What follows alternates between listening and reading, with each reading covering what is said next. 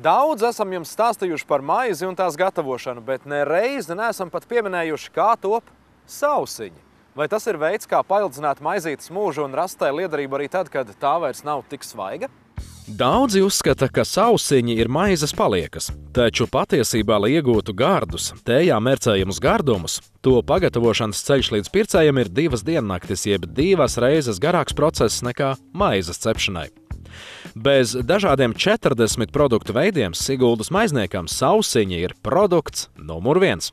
Man ir prieks par to, ka katru rītu atnākot uz darbu, es redzu, ka šeit ir rosība, ka šeit nav tāds panīkums, ka cilvēki strādā, ņemās, skrien un tāda darba duna riktīgi notiekās. Un pats cehā paņem sauju sausiņiem, izdzer kafiju. Un tā man sākās diena. Viens no Siguldas maiznieka līdzīpašniekiem Dairis Dronka, kurš pēc specialitātes ir autoinženieris, uz maizes biznesu pārnāca gandrīz pirms 20 gadiem. Viņš stāsta, ka maizes ceptuve šeit bija jau no 70. Pirms nepilniem 10 gadiem pārņemot ceptuvi, te bija, tā sacīt, īsta bēdu ieleja. Nācās krietni vien investēt attīstībā. 3 gadus ražojot maizi, biznesa cerības neattaisnojās un uzņēmums diez kādu peļņu nenesa.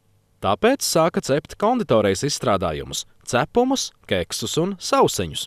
Suhariki, no kurienes tas cēlies ir, es domāju, ka paldies Krievu tautai, kas šo produktu Latvijā, teiksim, kā lai pasaka labāk, ienesa, ieveda.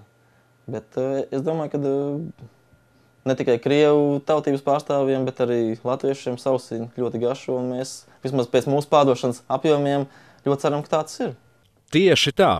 Ražojot pārdomātu produktu, pēc kura ir pieprasījums, apgrozījums pieaug. Pagājušajā mēnesī vien pārdotas 30 tonnas sausiņu.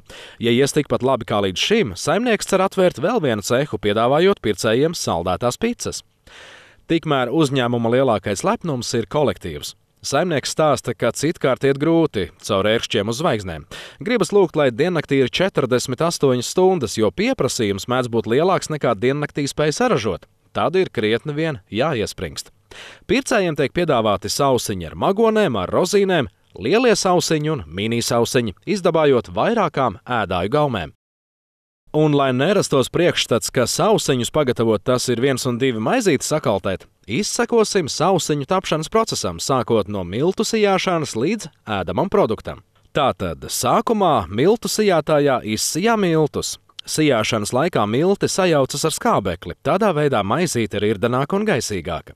Kad milti izsijāti, tos saber maizes mīcītājā. Noteiktā daudzumā un noteiktā temperatūrā ar dozatoru padod ūdeni, un tad tas viss kopā ar pārējām sastāvdaļām, margarīnu un cukuru, tiek rūpīgi izmaisīts. Bet kas gan būtu klasiskie sausiņi bez rozīnēm? Pievieno arī tās, un visu maisa līdz mīklas masa sāk mest burbuļus, paukšķēt un stumties uz katla vidu, kas nozīmē, ka mīkla ir gatava. Mīklu sasver un liek mīklas dalītājā. Tas sadala mīklu 30 vienādās mīklas piciņās, ko liek formētājā. Un caur to mīklas piciņa ieņem sausiņu maizītes formu.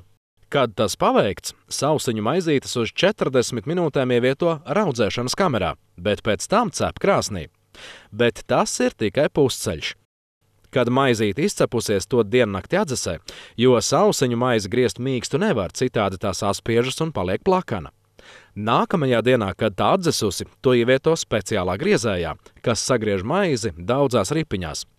Sagrieztos sausiņus liek vēlreiz krāsnī cepties uz 30 minūtēm. Tikai tad sausiņi ir gatavi. Tos nogādā pakotavā, un šeit darbinieki garas stundas pavada ar rokām veidojot sausiņu iepakojumus. Pareiziem sausiņiem ir jābūt tādiem, uz kuriem nevar zobu salauzt. Viņam jābūt trausliem un kraušķīgiem. Ja ir tādi sausiņi, uz kuriem var nolauzt zobu, tad tie vienkārši nav pareizie sausiņi.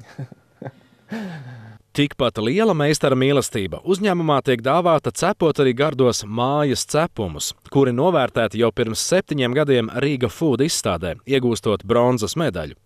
Mājas cepumus gatavo pēc vecajām tradicionālajām receptēm, kā daudziem bērnībā, kad tos cepa, izmantojot gaļas mašīnu.